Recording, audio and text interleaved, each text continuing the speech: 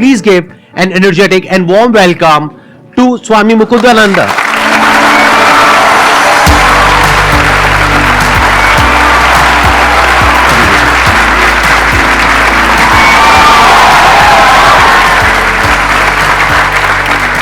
Please have a seat. Sandeep ji, आपका दरबार संपूर्ण विश्व में न्यारा है और ये जो युवक लोग यहाँ पधारते हैं इनको मैं नमन करता हूँ, किंतु ये हैं बड़े नटखट। हमारे चैनल में कमेंट छोड़ते चले गए कि आपको पधारना ही होगा, तो हमने सोचा यहाँ भारतवर्ष के युवा वर्ग से मिलना हो जाएगा। क्या बात है।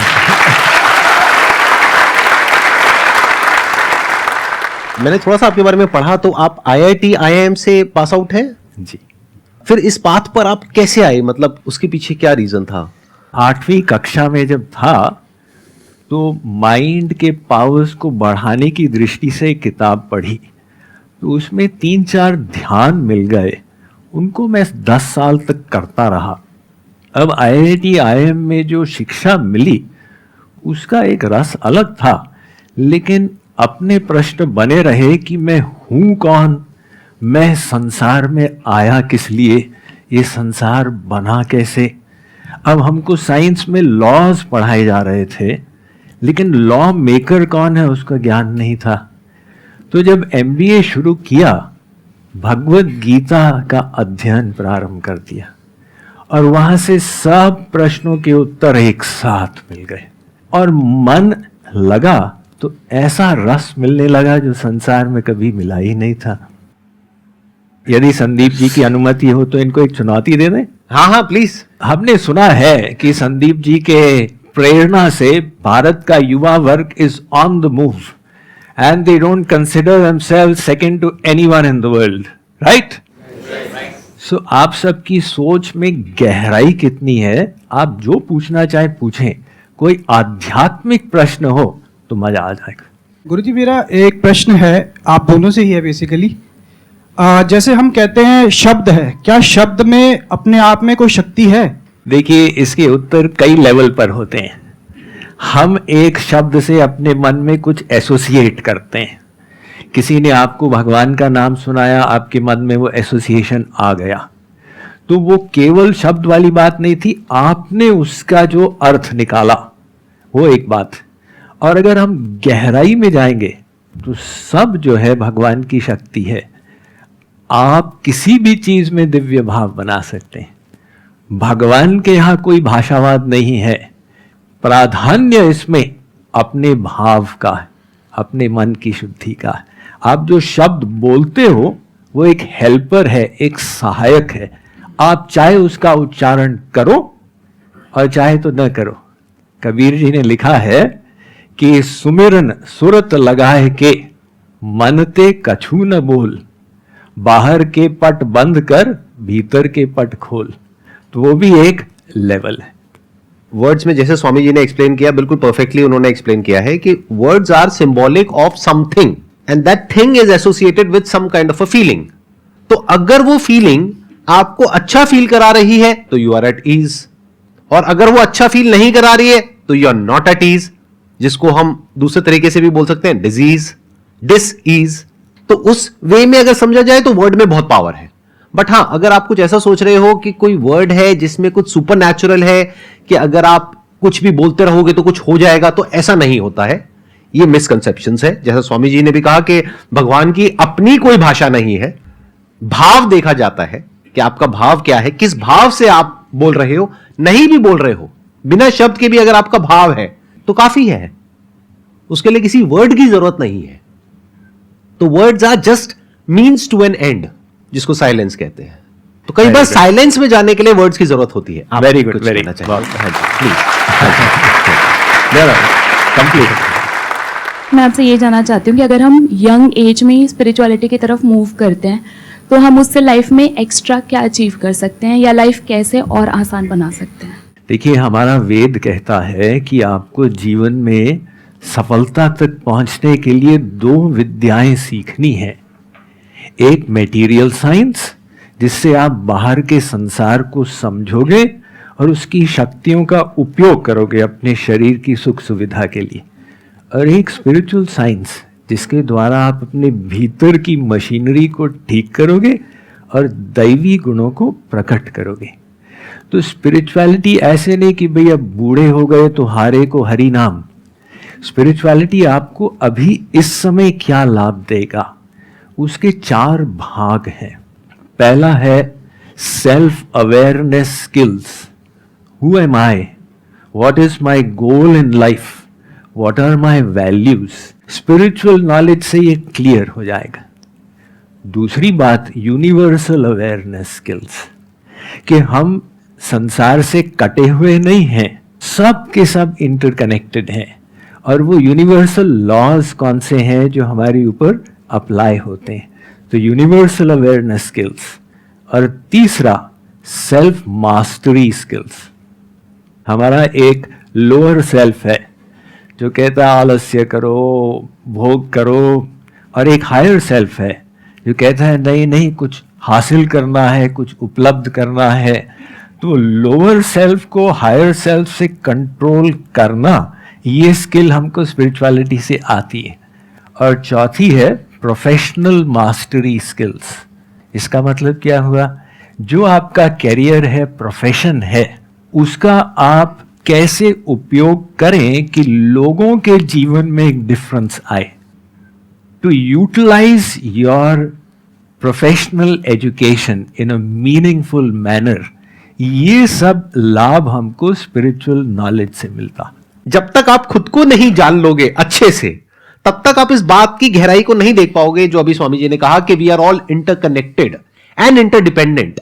जैसे ही ये बात हमको समझ आने लग जाती है तो आपके अंदर से एक अलग तरह की एनर्जी फ्लो करने लग जाती है। उसको आप बोल सकते हो इंक्लूसिव ग्रोथ, जिसमें सबको आप साथ लेकर के चलते हो। सिर्फ अपने फायदे के बारे में नहीं सोचते हो, सबके फायदे के बारे में सोचते हो। In other words, growth without spirituality is meaningless. It will lead to destruction of all kind. But अगर उसकी जो फाउंडेशन है वो स्पिरिचुअलिटी है, वो नींव हो गई, अब उसके ऊपर कितनी भी बड़ी बिल्डिंग खड़ी कर लो, कोई दिक्कत नहीं है, क्योंकि फाउंडेशन स्ट्रांग है। और ये जो लोग बोलते हैं कि हम बुढ़ापे में करेंगे, अब मान लो बुढ़ापा नहीं आया, कोई जीवन का तो भरोसा है। तो प्रहलाद ने कहा था, 5 साल का था ना, उसने कहा कौमार आचरेत प्राज्ञो धर्मान भागवतानिह। ये जो आध्यात्मवाद है, इसका अभ्यास बाल्यावस्था से शुरू करो। और आध्यात्मिक दृष्टि से यंग कौन है, आत्मा तो सनातन है, इसलिए हमारी एक्चुअल एज जो है, हम सब के सब सनातन ही है। मेरा क्वेश्चन ये है कि जैसे संदीप सर के यहाँ पे आई थी वो स्वानी शाह, उन्होंने उनको आपने वो कर दिया था, ब्लफ कर दिया था एक तरीके से, जो विचार आपने अपना वो कर लिया था, थॉटलेस चले गए थे बिल्कुल। हाँ। तो उसमें थॉटलेस में मतलब विचार सुनने कैसे जाएं? देखिए, आप थॉटलेस के लिए ट्राई करते जाएंगे और कठिन काम है ना। ये मन जो है ये गतिशील है, और उसको थॉटलेस करना वो मन के स्वभाव के विपरीत, इसलिए संघर्ष पड़ेगा। असंभव नहीं है, लेकिन संघर्ष पड़ेगा। आप एक चीज ट्राई करें, हम मन को शुद्ध करें, बस इसको लक्ष्य बनाएं। जब शुद्ध हो जाएगा तो खराब विचार बंद हो जाएंगे, आपकी समस्या का तो समाधान हो जाएगा ना। तो वो शुद्ध कैसे किया जाए, आप मन को दिव्य दिशा में घुमा दें। एक साइकिल चला रहे हैं, अब वो साइकिल का आपने हैंडल दबाया तो इधर गिरेगा या इधर गिरेगा। तो ऐसे ही वो थॉटलेस स्टेट लाना एक बहुत ऊंची अवस्था है, और उससे आसान ये है कि आप उसको हैंडल को घुमा दो। तो आप माइंड को डिवाइन डायरेक्शन में घुमा दो, डिवाइन विचार लाओ, तो ऑटोमेटिक वो जो खराब विचार है वो समाप्त हो जाएंगे। पहले ये समझ लेते हैं थॉट क्या है। Thought is a word given to a thing. बिना बोले there can't be a thought, but ये काम इतनी जल्दी होता है कि हमें पता ही नहीं लगता है। क्या किसी ऐसी चीज से रिलेटेड आपके मन में थॉट आ सकता है जिससे रिलेटेड कोई वर्ड ना पड़ा हो? तो अगर उस वर्ड को हम देखने लग जाएं तो माइंड थॉटलेस स्टेट में चला जाता है। एक बार मैं प्रैक्टिकली आपको डेमो देता हूं। थॉटलेस स्टेट में जाना है अभी के अभी, करें, कोशिश करें। आपको क्या करना है, अपने मन में जो मैं कहूंगा बोलने के लिए वो बोलना है। आंखें एक बार बंद कर लीजिए आप लोग। अब अपने मन में अपने आप को आप बोलिए कि देखता हूं मैं अपने मन में अपने आप को क्या बोल रहा हूं या क्या बोल रही हूं, और देखना शुरू कर दो।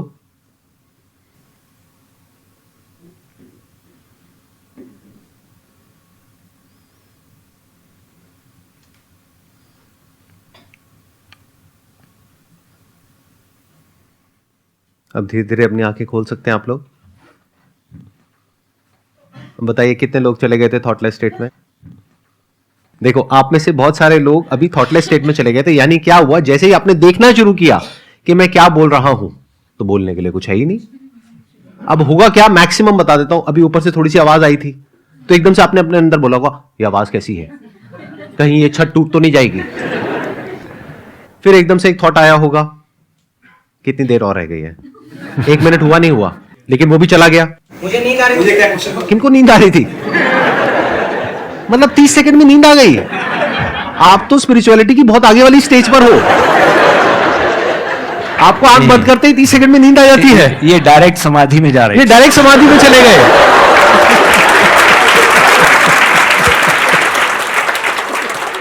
If you talk about controlling your thoughts, controlling your mind or going in a thoughtless state, तो first you need to understand deeply and properly what is mind.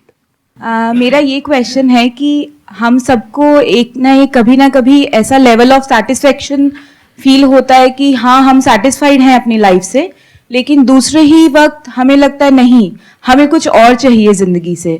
तो वो जो एक संतुष्टि वाली एक फीलिंग होती है, एक लेवल ऑफ कंटेंटमेंट वाली फीलिंग होती है, वो कैसी लाई जाए? बिकॉज दुनिया में कभी भी कुछ भी सब कुछ तो मिल नहीं सकता, तो वो लेवल ऑफ कंटेंटमेंट कैसे फील की जाए, बस मैं वो चीज पूछना चाहती हूँ। सब दुख का कारण असंतोष है।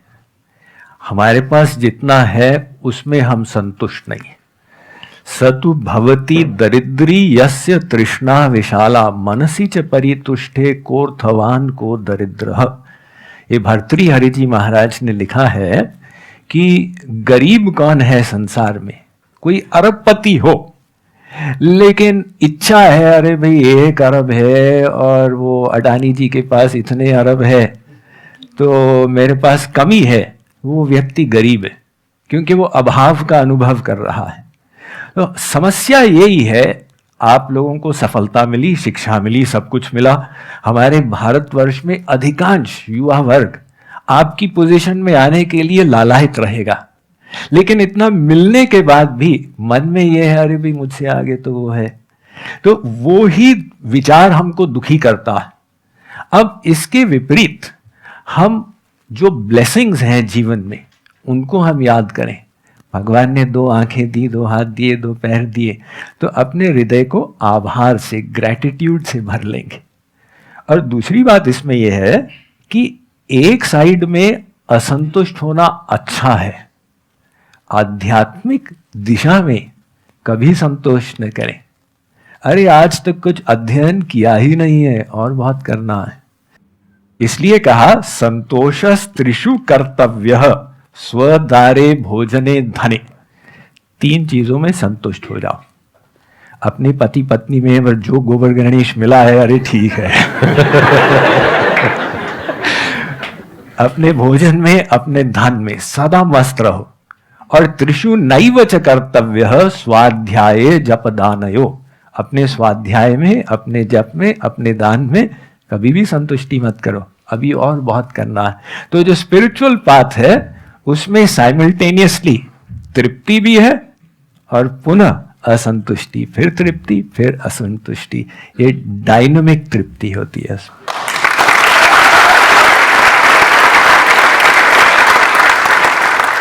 आप सबकी जो एज है यहां पर, वो यूजुअली मेरे जो सेशंस होते हैं उससे थोड़ी सी अलग है। यूजुअली एज होती है 18, 19 साल, 20 साल, 22 साल। यहां पर जो एज है आज, average age that is around 35 years. तो मैं आप सबसे एक सवाल पूछना चाहूंगा, जब आपकी एज थी 18, 19 साल, 20 साल, तब कितने लोगों ने यह सोचा था कि आज जिस भी लेवल पर आप हो उस लेवल पर मैं होऊंगा? यानी कि आज कितने लोग ये फील करते हैं कि 18-19 साल की एज में जो भी आप सोचते थे अपने लिए, हो सकता है उस वक्त सोचते होगे कि महीने का 15-20 हजार रुपए भी आ जाए तो बहुत है, और आज कितने लोग ऐसे हैं आप में से जो उससे बहुत ऊपर वाले लेवल पर है? ऑलमोस्ट सब। लेकिन क्या सेटिस्फैक्शन मिल गई है? कंटेनमेंट है? नहीं। क्यों? क्योंकि कुछ ना कुछ बाकी रह जाता है। तो इससे हमको सीख लेना है कि जब आज तक नहीं हुआ तो आगे भी नहीं होगा। क्यों? क्योंकि इस यूनिवर्स का नेचर ही ऐसा है कि यहां पर कभी भी आपको सब कुछ नहीं मिल सकता है। मतलब ऐसा कभी नहीं होगा जब सब कुछ परफेक्ट होगा, और अगर होगा भी तो वो टेम्पररी होगा, कुछ दिनों के लिए, कुछ हफ्तों के लिए, फिर वापस से कुछ गड़बड़ हो जाएगी जो सोचा भी नहीं होगा। किसी की डेथ हो जाएगी, किसी की तबीयत खराब हो जाएगी, कभी कुछ कुछ ना कुछ चलता ही रहेगा लाइफ में। तो जब ये बात समझ आ रही है तो क्या कभी भी लाइफ में ऐसी कोई स्टेज आएगी जब इस दुनिया में आप पूरी तरह से कंटेंट हो जाओगे, यानी आप कहोगे मेरी लाइफ में सब कुछ परफेक्ट है और वो भी परमानेंट है? क्योंकि अगर वो परफेक्शन की स्टेज आती भी है तब भी बैक ऑफ द माइंड एक डर बना रहता है कि पता नहीं कुछ गलत ना हो जाए, कहीं कुछ गलत ना हो जाए। तो डर तो बना ही हुआ है ना। तो जहां डर है वहां पे खुशी कहां है, कंटेनमेंट कहां है? तो जब हमें ये बात समझ आ चुकी है बारीकी से इस एज ग्रुप में, तो अब हमें आगे अपना टाइम और खराब नहीं करना चाहिए। जो इस दुनिया में कर रहे हैं वो करते रहना है, साथ साथ में थोड़ा बहुत समझने की कोशिश करते हैं कि भगवत गीता में क्या लिखा हुआ है, वेदों में क्या लिखा हुआ है। इसमें हम थोड़ा सा एडिशन कर हाँ दें? Please please. ये तो आपने बहुत सुंदर बताया है कि भाई उसमें हम समझे यहाँ कोई तृप्ति नहीं, और साथ ही साथ हम जो कुछ किए केवल आनंद के लिए किए। चाहे करियर था, चाहे विवाह था, चाहे बच्चे थे, अंतिम लक्ष्य यही था कि आनंद मिले। वो आनंद की इच्छा हमारे अंदर क्यों थी? वो आनंद की इच्छा आई कहां से? किसी ने तो हमको सिखाया नहीं कि तुम बेटा तुम आनंद चाहना, ऐसा ना हो कि दुख के पीछे भागने लग जाओ। तो आनंद की इच्छा सबके अंदर एक जैसी है। वैसे शक्ल सबकी अलग अलग है, आवाज अलग अलग है, लेकिन इस मात्र में हम सब एक हैं। हम सबका एक नारा है, आनंद चाहिए। हमारा वेद कहता है आनंदो ब्रह्मेति व्यजानात्। वो जो ब्रह्म है वो आनंद सिंधु है। उस सिंधु के तुम बिंदु हो। जैसे आप पत्थर को ऊपर फेंकोगे तो नीचे आएगा, ऐसा नहीं कि वो ऊपर गिर जाए, वो नीचे ही गिरता है, क्योंकि वो पृथ्वी का अंश है, पृथ्वी उसको खींच रही है। तो आनंद की इच्छा हमारे अंदर हमको प्रेरित कर रही है दिव्य दिशा में कि तुमको जो सुख चाहिए वहीं पर मिलेगा। जितना भी संसार मिल जाए, आत्मा भीतर से कहती है अभी भी तृप्ति नहीं हुई। तो वो जो तृप्ति हमको चाहिए वो तभी मिलेगी जब हमारी आत्मा अपने अंतिम लक्ष्य तक पहुंच जाएगी। वेदांत की दृष्टि से अगर देखा जाए तो इसको नित्य अनित्य विवेक भी कहते हैं, जहां पर कि हमको ये क्लियरली पता हो कि लाइफ में क्या नित्य है और क्या अनित्य है। अनित्य मतलब टेम्पररी है। जैसे इस दुनिया से जो हमको सेटिस्फैक्शन मिलता है, प्लेजर मिलता है, खुशी मिलती है, वो सब क्या है? टेम्पररी है। ये बात हमको अभी तक समझ आई है या नहीं आई है? तो नित्य अनित्य मतलब क्या कि इस दुनिया में कुछ है जो टेम्पररी है, और इस दुनिया में ही यानी यहीं पर, अभी यहीं पर कुछ ऐसा भी है जो कि परमानेंट है, जिसको ब्रह्म कहा गया है। तो अगर हमारा ध्यान उसकी तरफ चला जाता है, या ये क्वेश्चन ही उठ जाता है कि क्या कुछ परमानेंट भी है इस यूनिवर्स में, या सब कुछ ही टेम्पररी है, और वो जो परमानेंट है क्या वो मुझसे दूर है, क्या वो मुझसे अलग है, या हो सकता है वो मैं ही हूं। तो अगर इस तरह के क्वेश्चंस हमारे अंदर उठने लग जाते हैं, जवाब की तो मैं अभी बात ही नहीं कर रहा, उठने लग जाते हैं, तो हमारी शुरुआत हो गई है स्पिरिचुअल पाथ पे चलने की। जैसे संदीप जी ने बताया है, ये विभिन्न उपाय हैं, कर्म योग, ज्ञान योग, हठ योग, भक्ति योग इत्यादि। हम सबके विभिन्न स्वभाव हैं, लेकिन लक्ष्य वो एक ही है। तो उस एक लक्ष्य को अपनाना यही अध्यात्म है।